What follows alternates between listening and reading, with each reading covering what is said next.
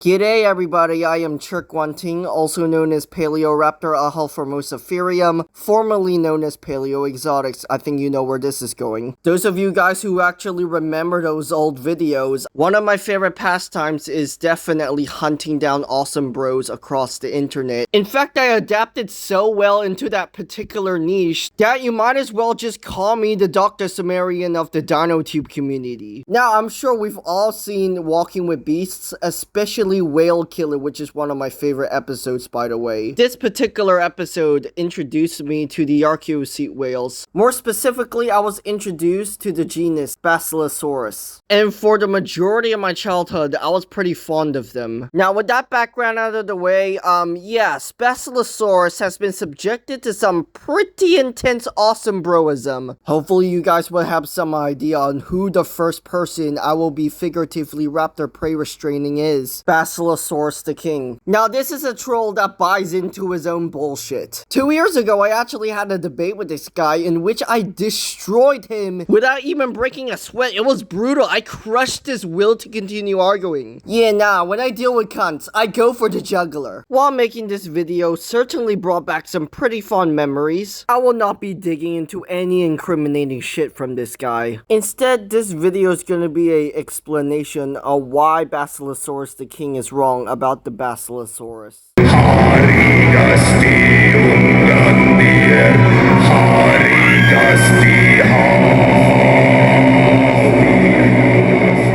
You know, honestly, before we even get into this video, I just want to warn everybody. By the end of this video, I think you would have lost at least 99% of your fucking brain cells. Like, holy shit. This guy has zero concept of critical thinking. Anyways, to any of you who are not acquainted with Basilosaurus the King, I'm gonna read his bio. Basilosaurus, the king of Jurassic World. Basilosaurus is the biggest and strongest carnivore and can beat Allosaurus the King in 1 to 2 minutes. I make 10 out of 10 exposure videos.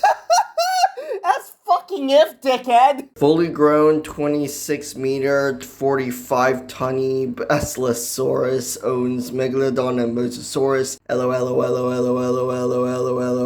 Toxic Meg and Mosa fanboys go cry about it. Well, I mean, talk about jumping the gun. Although this is the type of thing I should probably expect considering I'm dealing with a troll here, the statement he made takes the piss in of its own. We are truly living in the darkest timeline here because it blows my mind of how much Homo sapien intelligence has actually degraded for the past few thousand years. Oh, and just to make things absolutely clear, the megatooth sharks are the furthest possible things from pushovers one could possibly mention. These sharks single-handedly occupied the highest tropic level of any other organism on this planet. Not to mention their bite force far surpasses Tyrannosaurus Rex, and you get an animal that is an absolute death sentence to underestimate, let alone slander. This also goes for the largest squamates, the mosasaurs. I mean, when we're talking about mosasaurs, the fossil records does state a more generalized diet. We would occasionally find ammonite shells with the distinct mosasaur tooth marks. Oh yeah, and let's just bring up the fact that mosasaurs are the ecological predecessors of the basilosaurs. Basilosaurus merely inherited the niche left behind by generations of dynastic rule from mosasaurs. This whole thing concerning ecological inheritance is a much more elaborate way of telling Basilosaurus the King to actually watch his fucking tone and put some respect into the mosasaur's name. He also made an edit titled Basilosaurus versus Leviathan, 100% accurate. Leviathan, one of the largest megaraptorial sperm whales,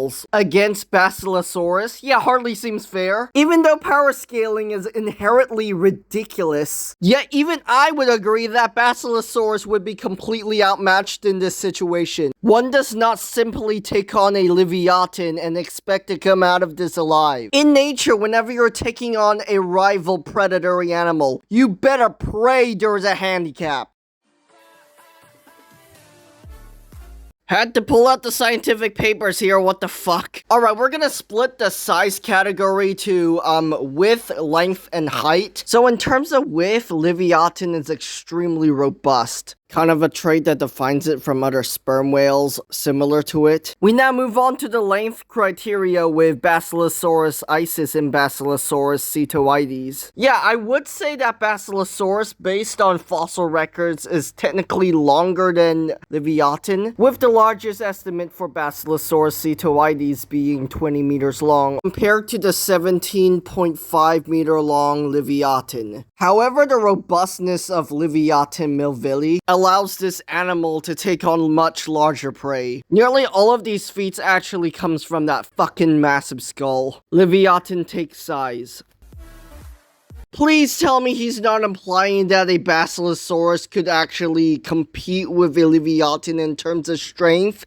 What? The prey items of Basilosaurus in terms of size is nothing compared to that of Leviathan. I mean, we did see the Basilosaurus yeet a very unfortunate Physogalius across the Tethys Sea. Physogalius was a type of Eocene tiger shark. Later on in the episode, we see the same Basilosaurus individual literally infiltrate a Dorodon nursery and proceed to slaughter every single juvenile Dorodon in the fucking nursery. Yeah, it's absolutely brutal. I fucking love this episode. As a 5-year-old watching this episode, that got me in the edge of my seat. Like, I can't lie. This was absolutely fucking glorious for me as a 5-year-old. Enter Leviathan melville, whose diet consists of other odontocetes. Occasionally they'll go for Ototus megalodon and possibly Ototus chupatensis. In fact, the two seems to be pretty much on par with one another. Basilosaurus couldn't possibly achieve this feat as it struggled with Auriculatus. Leviathan takes strength.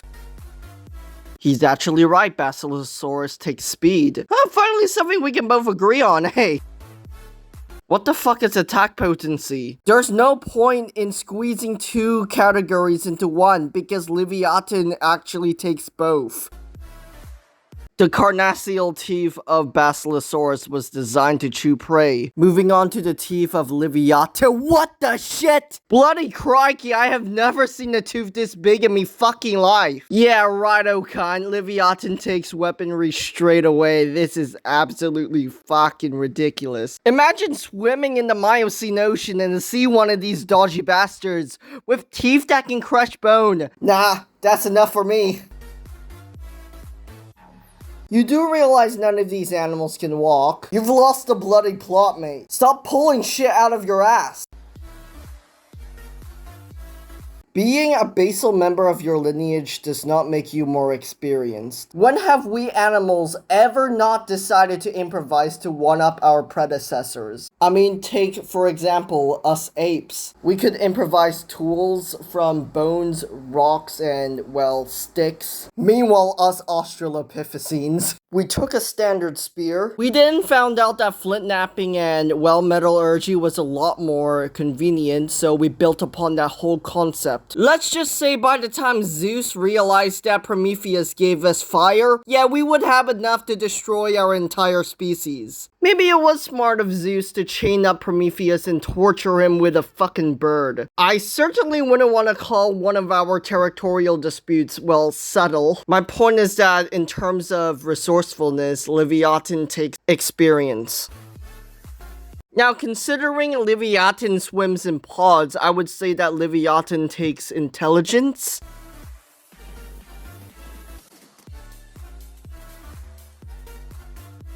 All in all, this video is so cap, I can't possibly find another way to describe this. I think what really made my blood boil watching this video was the fact that he claimed that his reconstruction was paleo-accurate. I mean, paleo-accurate my ass. Like, look at this thing. I mean, what the hell is with the spikes? What the hell is with the spikes? This thing makes the monster's resurrected reconstruction of Spinosaurus look so much more accurate in comparison. Dear God. In contrast, I'm gonna show you a reconstruction of what paleontologists would actually call a more reasonable reconstruction of Basilosaurus. Originally, we thought that Basilosaurus was a marine reptile. Something about archaeosuit whales being so serpentine-like compared to other cetaceans. Eventually, we found found out that Basilosaurus was a basal cetacean. In fact, this is the one reconstruction with BBC's Walking With franchise actually got spot on. The reason why Basilosaurus, like other archaeocetes, didn't have blubber was because the climate during that point in time was a lot warmer than it is now. From the Eocene to the Oligocene, archaeocetes were the most basal of the cetaceans, with Basilosauridae not only being the last in line, but also the most adapted to marine life. If you really think about it, the Basilosauridae were pretty much extremely serpentine-like. In their ecosystem, Basilosaurus would probably be feeding on sharks, large fish, and other marine mammals, including Dorodon. However, there was a shark even they had problems with, Otodus auriculatus and Otodus sokulovi, the ancestors of the later Otodus chubatensis and Megalodon.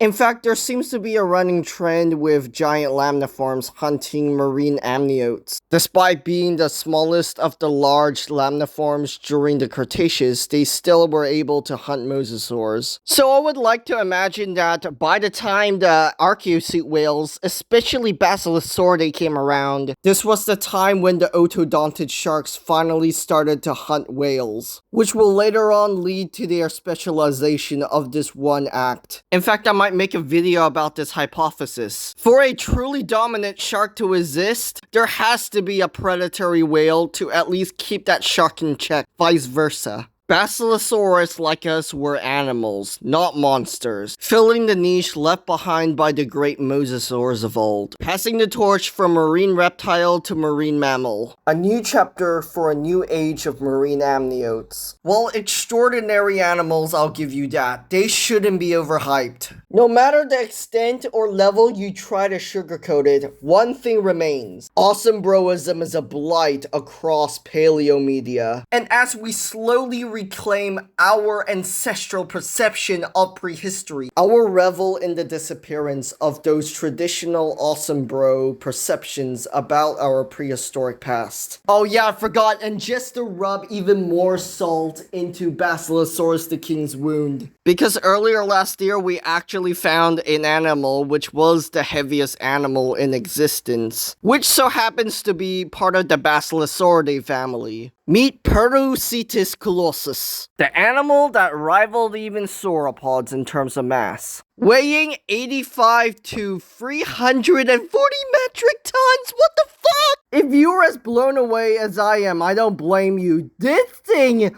was even heavier than your average obese American male. Now surely because this thing was a basilosaurid, I should apologize to Basilosaurus the King. And if he actually based his reconstruction of Basilosaurus on Perucetus, then I might have apologized, but no. He based his on Basilosaurus cetoides. Ergi. Oh, if Basilosaurus the King is watching this video, December 14th, 2041, Toteberg Forest, 12 o'clock, no holds bar. And that's gonna be the video for today. Yeah, thanks so much for watching, guys, and well, I'll see you in the next video. Anyways, hopefully I'll be making more in the future. Fucking hooroo cunts.